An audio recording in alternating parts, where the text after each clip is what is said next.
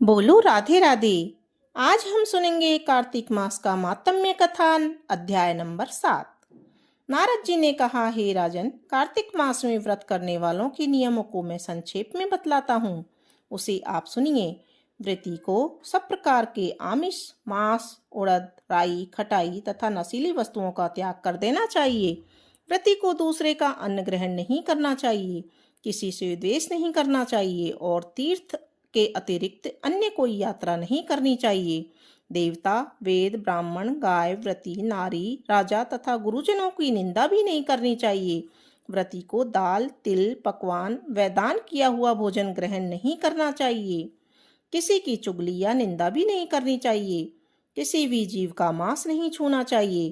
पान, कत्था, चूना, नींबू, मसूर, बासी तथा झूठे अन्न का भी प्रयोग नहीं करना चाहिए। गाय, बकरी, भैंस के अतिरिक्त अन्य किसी पशु का दूध नहीं पीना चाहिए। कांस्य के पात्र में रखा हुआ पंचगव्य बहुत छोटे घड़े का पानी तथा केवल अपने लिए ही पका हुआ अन्न प्रयोग करना चाहिए। कार्तिक माह का व्रत करने वाले मनुष्य को सदैव ब्रह्मचर्य का व्रत का पालन करना चाहिए। उसे धरती पर सोना चाहिए और दिन के चौथे पहर में केवल एक बार पत्तल पर भोजन करना चाहिए। व्रती कार्तिक माह में केवल नरक चतुर्दशी, जिसे छोटी दिवाली भी कहा जाता है, के दिन ही शरीर में तेल लगा सकता है। कार्तिक माह में व्रत करने वाले मनुष्य को सिंघाड़ा, प्याज, मट्ठा, गाजर, मूली, काशी फल, लौकी, तरबूज आदि इन वस्तुओं का प्रयोग बिल्कुल नहीं करना चाहिए।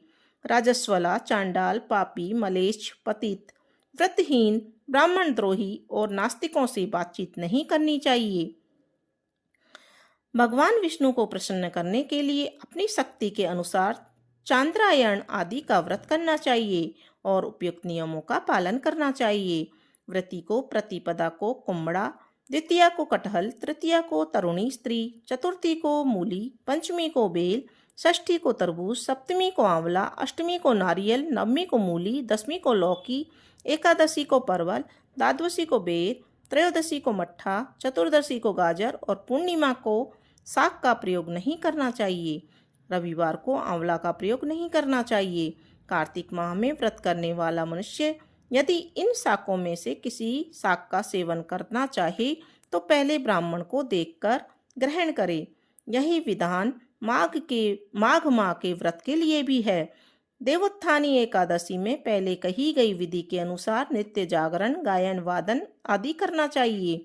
इसको विधि पूर्वक करने वाले मनुष्य को देखकर यमदूत ऐसे भाग जाते हैं जैसे सिंह की गर्जना से हाथी भाग जाते हैं।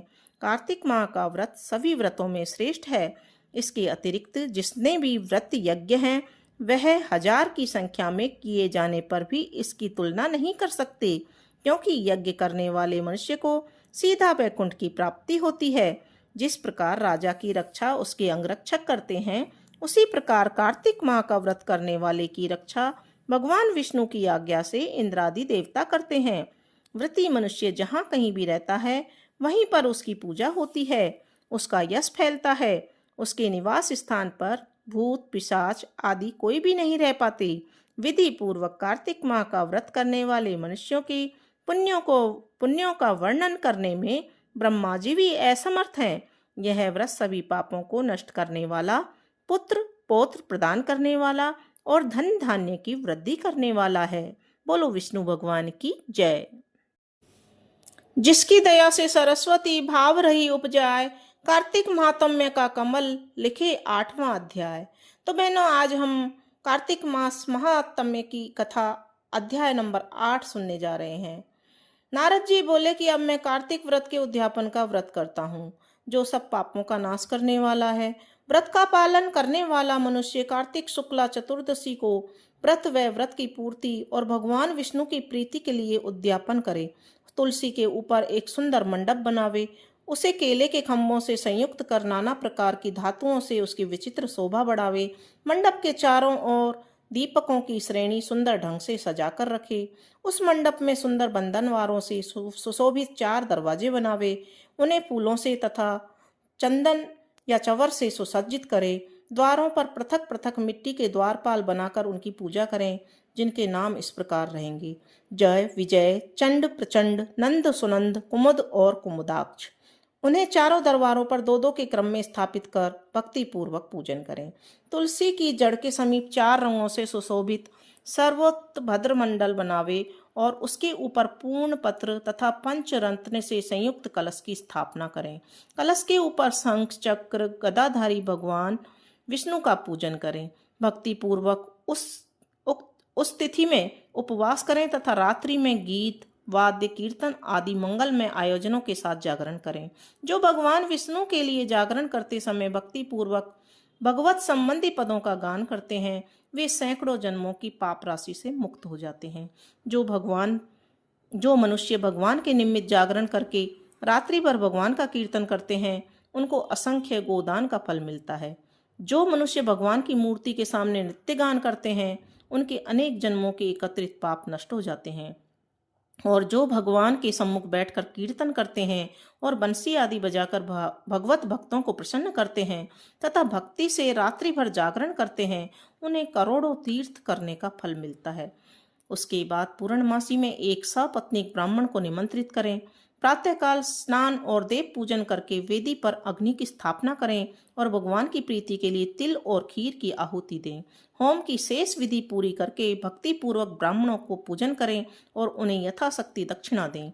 फिर उनसे इस प्रकार क्षमा याचना करें: आप सब लोगों की अनुकंपा से मुझ पर भगवान सदैव प्रसन्न रहें। इस व्रत को करने से मेरे 7 जन्मों के किए हुए पाप नष्ट हो जाएं और मेरी संतान चिरंजीवी हो। इस पूजा के द्वारा मेरी सभी मनोकामनाएं पूर्ण हो। मेरी मृत्यु के पश्चात मुझे अतिशय दुर्लभ विष्णु लोक की प्राप्ति हो।